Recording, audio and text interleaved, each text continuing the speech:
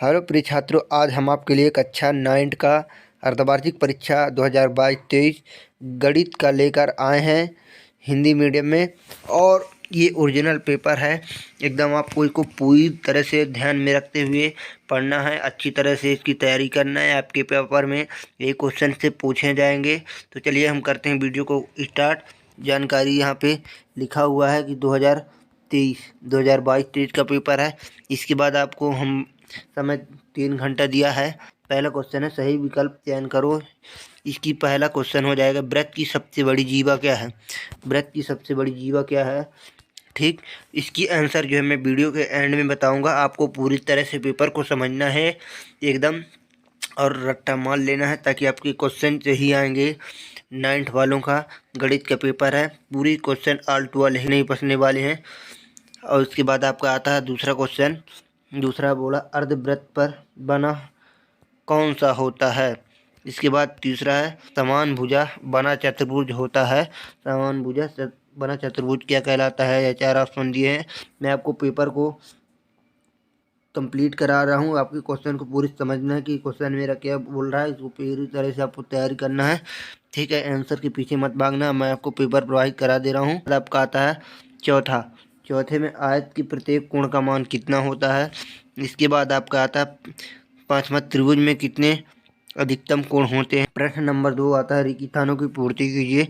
इसका पहला है, समकोण त्रिभुज की सबसे बड़ी भुजा होती है। दूसरा क्वेश्चन है, त्रिभुज के तीनों अंतःकोणों का योग होता है। 3 पद वाले बहुपद को क्या कहते हैं।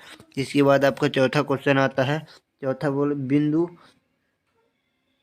इसके बाद आपका चौथा क्वेश्चन आता है, बिंदु कोष्टक 5 कोष्टक चतुर्थांश में रिक्त है।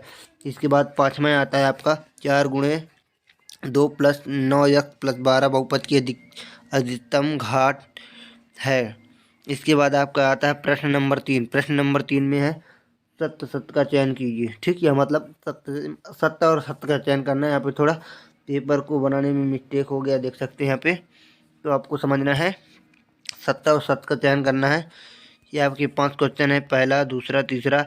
इन क्वेश्चनों को अच्छी तरह से आपको समझना है ताकि आपके पास पेपर होने का समय बहुत कम बचा हुआ है। आपको पूरी तरह से तैयारी करना है, ठीक है। इसके बाद आता है प्रश्न नंबर 4। एक वाक्य में उत्तर दी लिखिए। बहुपद वृत्त के एक बाहरी बिंदु से कितने स्पर्शरेखाएं खींची जा सकती है। पाइथागोरस प्रमेय को आपको लिखना है। आप सभी कोई जानते हैं पाइथागोरस प्रमेय, इसकी कोई बात ही नहीं है। इसके बाद आता है चौथा नंबर, त्रिभुज में न्यून कोण की अधिकतम संख्या हो सकती है। इसके बाद पांचवा, समकोण की सबसे बड़ी भुजा कौन सी है। समकोण में सबसे भुजा कौन सी लिखना है, ठीक। इसके बाद आपका आता है प्रश्न नंबर 5। सही जोड़ी का मिलान कीजिए, ठीक। ये सरल कोण का मान, त्रिभुज के सभी कोणों का न्यून कोण, पाइथागोरस प्रमेय, अधिकतम कोण, सम त्रिभुज का कोण। इसके बाद आता है प्रश्न नंबर 6। प्रश्न नंबर 6 में बोला है, बहुपद 4 गुणे 2 + 8x + 4 को x - 2 से भाग देना है। इसके बाद आपका आता है बहुपद p कोष्टक a बराबर 6 गुणे 2 + 5x गुणे 3p कोष्टक b बराबर x - 4 को भाग देकर शेषफल याद कीजिए, ठीक है। आपको यहाँ पे शेषफल याद करना के लिए बोल रहा है यहाँ पे ये क्वेश्चन। इसके बाद आपका आता है अगला नंबर, प्रश्न नंबर 7 है। प्रश्न नंबर 7 में क्या है, ज्ञात कीजिए कि बहुपद 69 + 11x - x2 बराबर x3 का कोष्टक x बराबर 3 एक गुणनखंड है। इसके बाद आपका आता है ये, अथवा बहुपद 8 गुणे 4 + 4x3 - 16 गुणे 2 + 10 गुणे 10x - 2 का कोष्टक 2x - 1 का एक गुणनखंड है। इसके बाद आता है निर्देश तल पर निम्नलिखित बिंदु को दर्शाइए, ठीक है। आपको इनको समझाना है। इसके बाद आपका आता है प्रश्न नंबर 9। त्रिभुज की सर्वांग समता की कोई 2 कसौटियाँ लिखना। मतलब त्रिभुज के बारे में आपकी सर्वांग समता की कोई 2 कसौटी लिखना है, ठीक है। यहाँ पे इसके बाद पाइथागोरस प्रमेय क्या है लिखना, इसकी परिभाषा आपको लिखना है और उसके बारे में, ठीक है। इसके बाद आपका आता है प्रश्न नंबर 10। प्रश्न नंबर 10 हो रहा है, आयत की कोई 4 गुणों को लिखिए। फिर वर्ग के कोई 4 गुणों को लिखिए। फिर इसके बाद अगला क्वेश्चन है, प्रश्न नंबर 11 समबाहु त्रिभुज में सभी कोण 60 डिग्री के होते हैं, सिद्ध करना इसके लिए बोल रहा है। इसके बाद आपका आता है अथवा आयत की प्रत्येक कोण को 90 डिग्री का होता है, सिद्ध कीजिए। मतलब आयत के प्रत्येक कोण 90 डिग्री का होता है, इसको सिद्ध करके आपको बताना है। इसके बाद आता है प्रश्न नंबर 12, सर्व समीकरण का उपयोग करके गुणनफल ज्ञात कीजिए, आपका दिया है ये। इसके बाद आगे बढ़ते हैं, इसका अथवा है भी। इसके बाद आता है आपका प्रश्न नंबर 13। प्रश्न नंबर 13 सिद्ध कीजिए कि त्रिभुज के तीनों अंतःकोणों का योग 180 डिग्री होता है।